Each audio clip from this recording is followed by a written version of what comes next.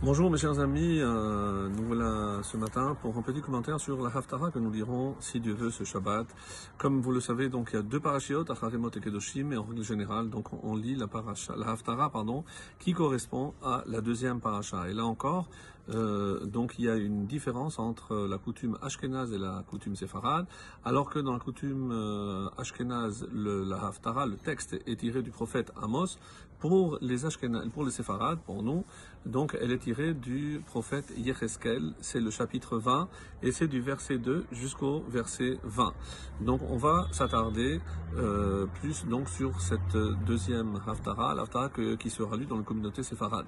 Donc il est question d'une prophétie de Yecheskel. Alors juste un petit rappel, Yecheskel, on dit, le prophète Yecheskel était un contemporain de Mordechai Yehudi.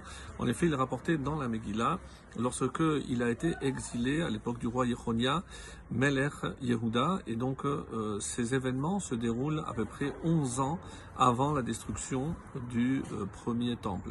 Donc rappelez que la prophétie, si c'est le cas, Yecheskel a fait une prophétie en dehors d'Israël. Or, nous avons une règle qu'il n'existe pas de prophétie, que les prophètes ne peuvent faire des prophéties que lorsque ils sont en Israël. Alors, certains des commentateurs diront qu'il a commencé sa prophétie en Israël et qu'il l'a continué par la suite.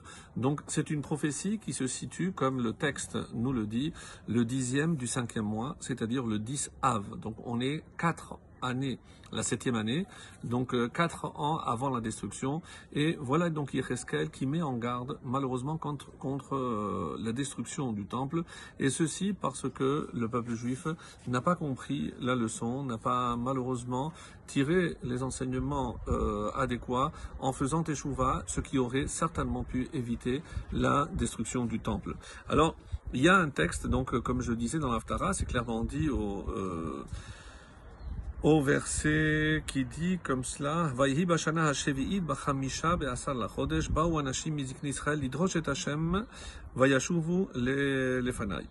Donc la 7e année de ces 11 années dont on a parlé, le 5e mois, des hommes parmi les sages d'Israël sont venus implorer Hachem, ils se sont assis devant moi.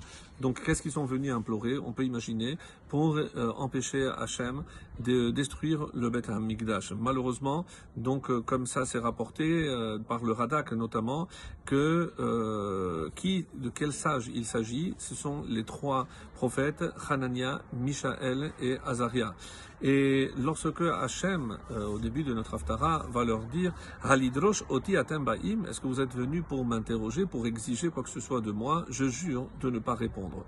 Donc ça ne changera rien. « Hatishpot otam, hatishpot ben adam » fais-leur plutôt des remontrances. Alors au lieu de venir me voir, allez voir le peuple pour qu'il fasse teshuva, enseignez-leur les abominations de leurs ancêtres. Alors, la prophétie va continuer donc sur cette note en précisant que Hachem a déjà été assez magnanime, en effet, même lorsqu'il nous a fait sortir d'Égypte, même si on n'avait pas assez de mérite, en effet, on sait qu'un 500e, d'après certains, ne sont pas sortis parce qu'ils sont restés attachés, malheureusement, aux coutumes idolâtres de l'Égypte, et c'est la raison pour laquelle donc ils ont péri pendant la plaie des ténèbres. Comme c'est rapporté, donc au verset 14, afin de ne pas profaner mon nom, j'ai accepté de les sortir d'Égypte parce que Hachem l'avait promis, mais ils n'avaient vraiment aucun mérite. Par la suite, donc dans le désert, il fait un petit peu le récapitulatif, même dans le désert, ils ne se sont pas montrés à la hauteur, comme le verset 17 le dira, là encore, afin de ne pas profaner mon nom, qu'est-ce que j'ai? L'oraciti otam kalam amidbar, je ne les ai pas exterminés dans le désert. Surtout, vu le nombre des fautes, le vaudor, pardon, les explorateurs, le fait de ramasser la manne le jour du Shabbat, donc énormément de fautes pendant cette traversée du désert. Et même si cette génération ne méritait certainement pas de rentrer en Israël, je les ai laissés rentrer pour ne pas profaner. Le Malbim explique que Hachem voulait espérer qu'avec tous les miracles dans le désert, eh ben, ils allaient faire teshuva et allaient mériter. Et c'est comme ça que le verset 18 et 19 nous le dit. Va'omar el benehem bamidbar, j'ai dit à leurs enfants de ne pas aller sur les traces de leur père en essayant d'observer d'observer les lois. Et la prophétie continue en disant, c'est pourquoi la destruction du temple et l'exil, malheureusement, étaient inéluctables. Si on continue à lire ces textes, c'est parce qu'il y a évidemment un avertissement. Donc nous savons peut-être pourquoi le temple n'est pas encore construit. Et c'est un indice qui est rapporté à la fin de notre Haftara qui dit Ve'et Shabbatotai kadeshu ve'ayu le'od benu benechem ladat et ki ani Hashem lokechem. Sanctifiez mes Shabbats et qu'ils soient une alliance entre moi et vous afin de savoir que je suis Hashem votre Dieu.